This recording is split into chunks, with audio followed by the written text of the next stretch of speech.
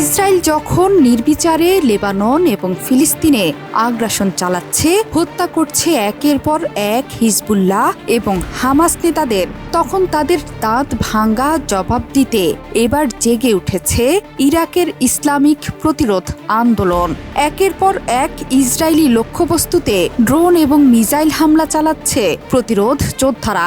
জলে হুথি, স্থলে Hamas, Hezbollah সহ সবগুলো প্রতিরোধ অক্ষই এখন সক্রিয়।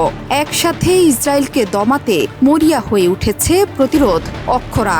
এরই মাঝে ইরাকি ইসলামিক প্রতিরোধ আন্দোলন যোদ্ধারাও ভয়ঙ্কর রূপ দেখাতে শুরু করেছে।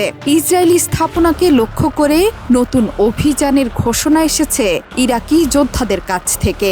ইরানের তুলনায় ইরাক থেকে ইসরায়েলে হামলা করা দূরত্বগত কারণে সহজ, আর তাই এবার ইসরায়েলে মিসাইল এবং ড্রোন হামলা জোরদার করেছে ইরাকের ইসলামিক প্রতিরোধ আন্দোলন। এরই মধ্যে কয়েক দফা হামলা চালিয়েছে তারা।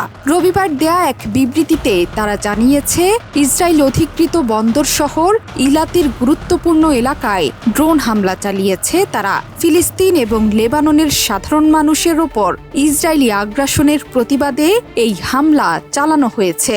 ইলাত ছাড়াও অধিকৃত অঞ্চলের আরও দুটো স্থানেও ড্রোন হামলা চালিয়েছে ইরাকি প্রতিরোধ যোদ্ধারা।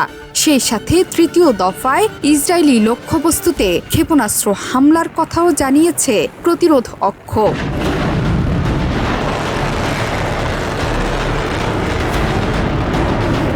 রোববার ভোরেও ইসরায়েল অধিকৃত অঞ্চলের কৌশলগত স্থাপনায় দুটো ড্রোন হামলা চালিয়েছে ইরাকের সন্ত্রাসবিরোধী প্রতিরোধ বাহিনী। ফিলিস্তিন এবং লেবাননের মানুষের সমর্থনে দখলদার ইসরায়েলের লক্ষ্যবস্তুতে হামলা করে ধ্বংস অব্যাহত রাখার ঘোষণা দিয়েছে ইরাকের ইসলামিক প্রতিরোধ যোদ্ধারা।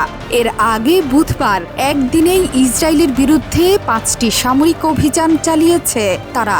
এর মধ্যে শাপির বিমান ঘাঁটি সহ 2টি স্থাপনায় সরাসরি ড্রোন দিয়ে হামলা চালায় প্রতিরোধ যোদ্ধারা।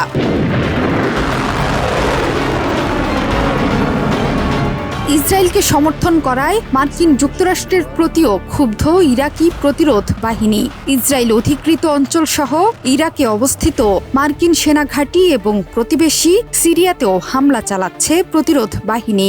ইরাকের ইসলামী প্রতিরোধ অক্ষের একজন জ্যেষ্ঠ সদস্য বলেছেন, ইহুদিবাদী শত্রুর সম্ভাব্য স্থল অভিযানের মোকাবেলায় হিজবুল্লাহর সাথে কাঁধে কাঁধ মিলিয়ে সরাসরি যুদ্ধে প্রবেশ করবে ইরাকি প্রতিরোধ যোদ্ধারা। শুধু তাই নয়, ইরাক এবং সিরিয়ার ভূখণ্ড থেকে অধিকৃত ফিলিস্তিনে ইসরায়েলি অবস্থানগুলোর ওপর ক্ষেপণাস্ত্র, ড্রোন ও কামানের গোলাবর্ষণও অব্যাহত থাকবে। ইরাকের ইসলামী প্রতিরোধ জোটের মধ্যে আছে পপুলার মোবিলাইজেশন ইউনিট, কাতাইব হিজবুল্লাহ বা হিজবুল্লাহ ব্রিগেড, হারাকাত হিজবুল্লাহ আর নুজাবাহ সহ কয়েকটি সংগ্রামী দল ও গ্রুপ। ইরাকের পাশাপাশি হিজবুল্লাহর সাহায্যে এগিয়ে এসেছে ইয়েমেনের প্রতিরোধ সংগঠনগুলো।